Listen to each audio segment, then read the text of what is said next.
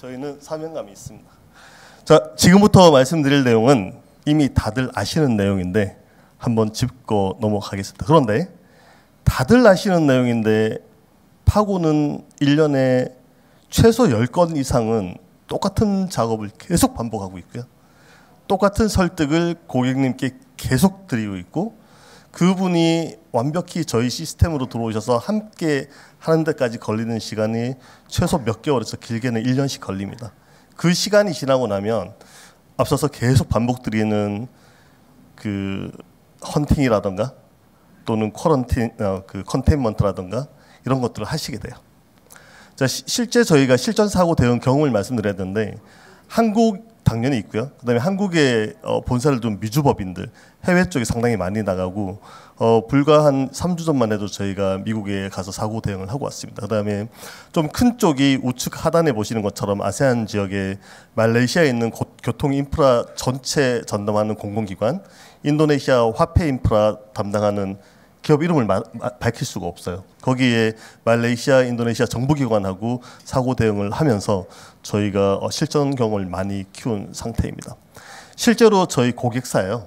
그리고 허락을 받고 이제 얼굴만 지우고 나가는 건데, 여기는 거의 뭐 한 달 이상 저희가 내려가 있었습니다. 저희는 여기에 계신 분이든 여기 계시지 않은 분이시든 랜섬웨어든 어떤 사고든 보안 사고가 나셨다고 하면 일단 모든 라이센스 신경 쓰시지 않으시고 기본 2주, 최대 1개월, 1개월이 넘어갈 경우에는 어떤 조건이 붙습니다. 조건부 3개월 해서 라이센스 다 풀어드립니다. 그리고 사고 대응은 실제 저희 고객처럼 지원을 해드려요.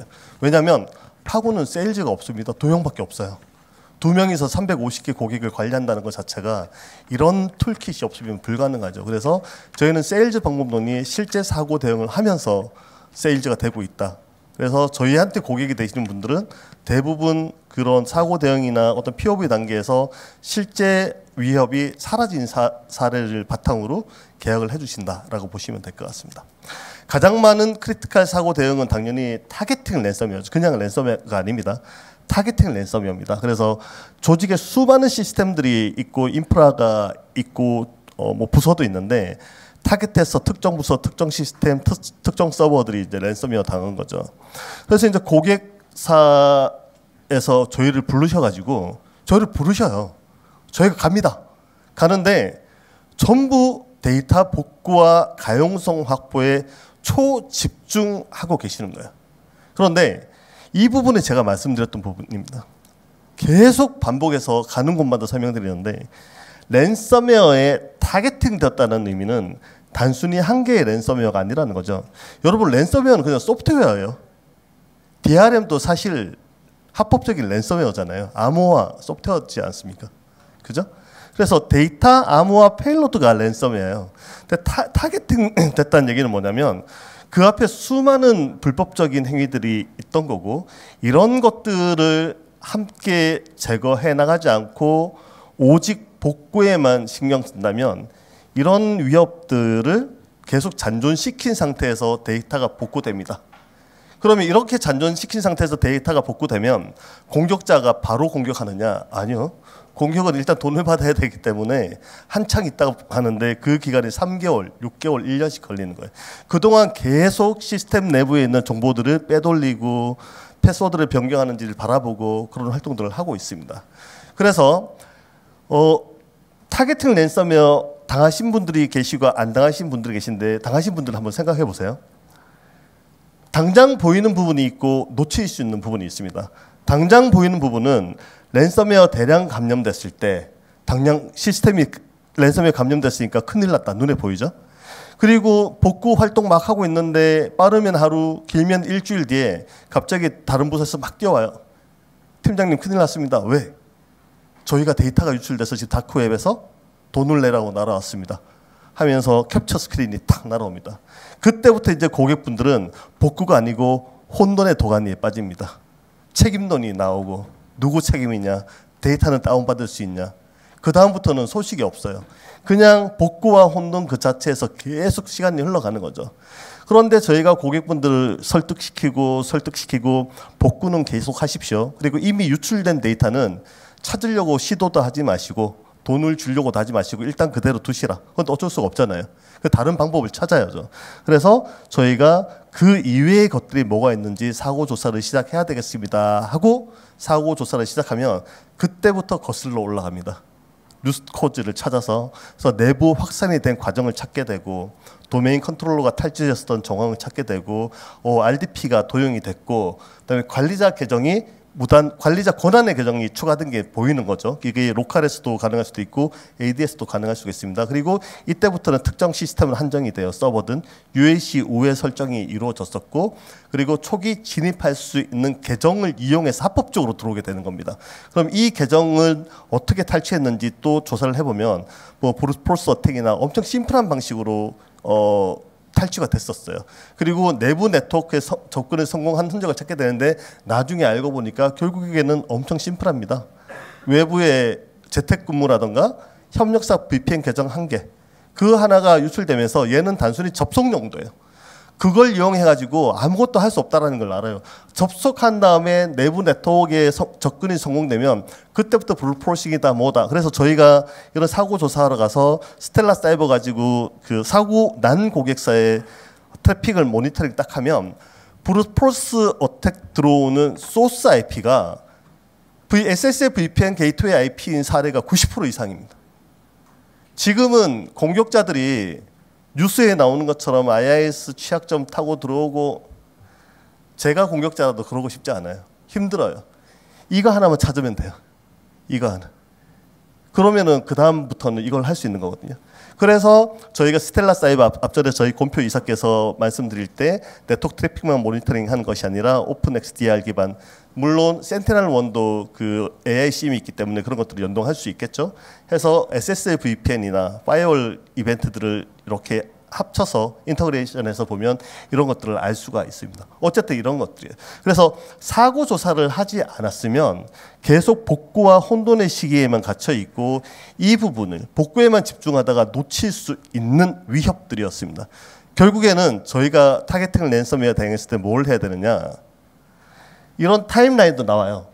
3월 8일 20시 43분에 시작해서 쭉 사고 과정에 따라서 저희가 타임라인을 그릴 수가 있겠죠. 아, 이 과정을 통해서 들어왔구나. 이게 사고 조사 때문에 나오는 거거든요, 실제로. 그리고 마지막 3월 10일 날 새벽 2시 41분에 랜섬웨어 페일로드가 떨어지는 거죠.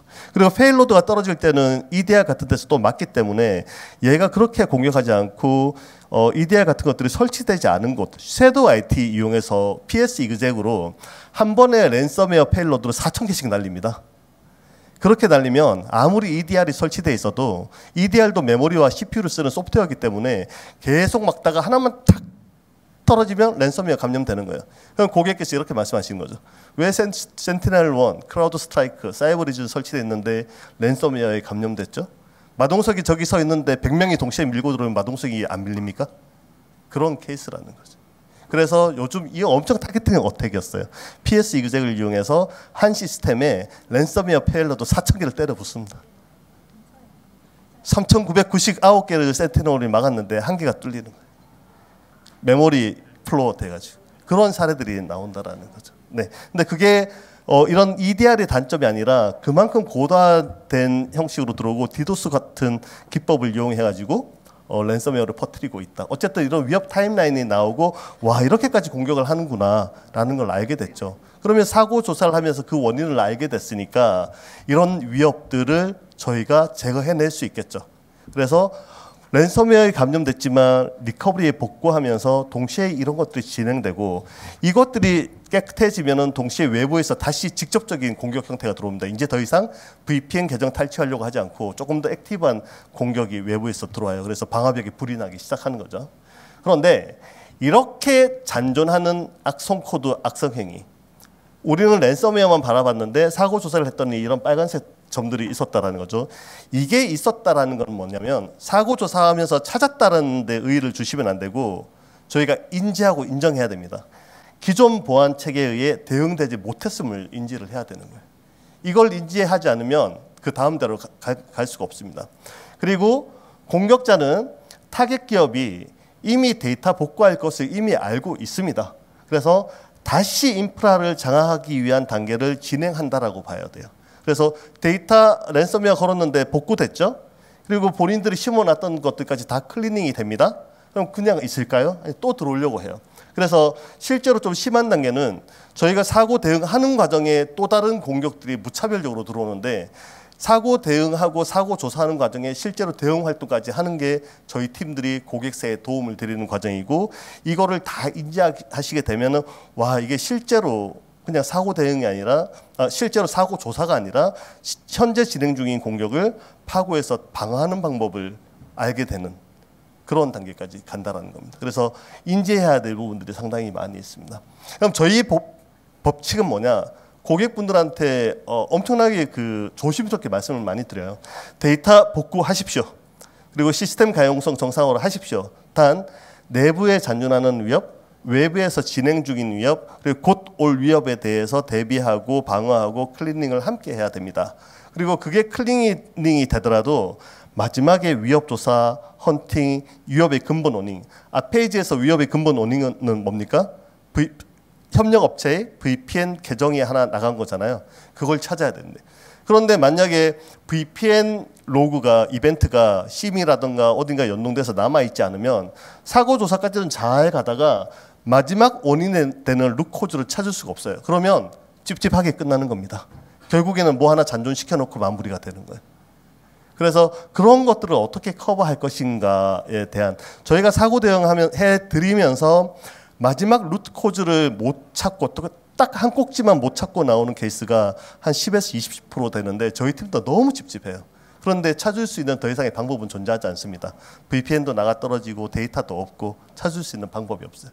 VPN 게이트웨이에서 스캐닝 들어온 건 맞는데 어느 유저인지에 대한 데이터가 없는 거죠.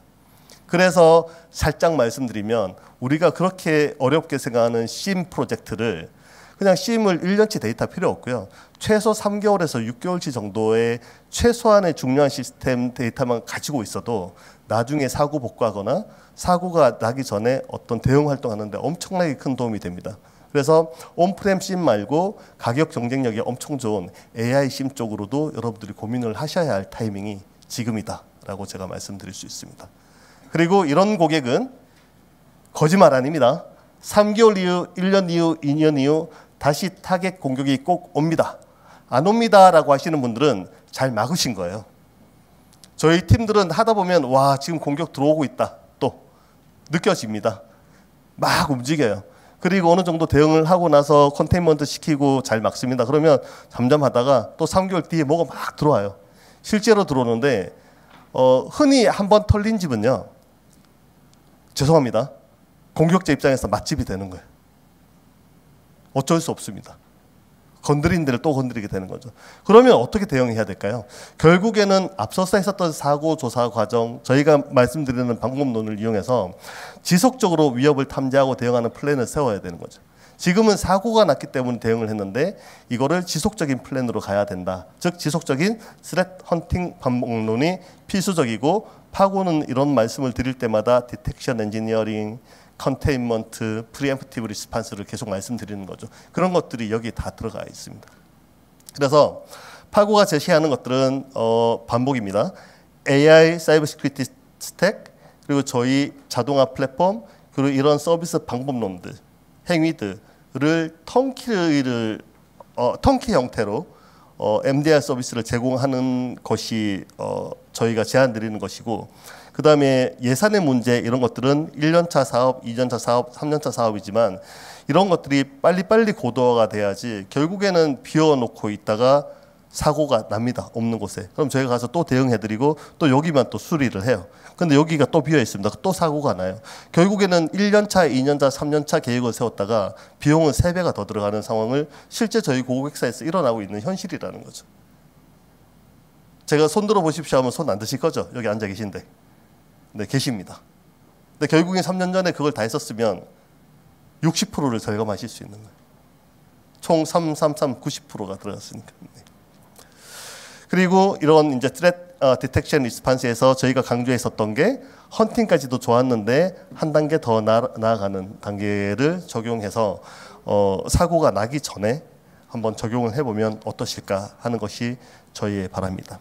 자, 여기까지가 파고 네트워크스가 준비한 파고 시큐리티 서밋의 마지막 발표였고요.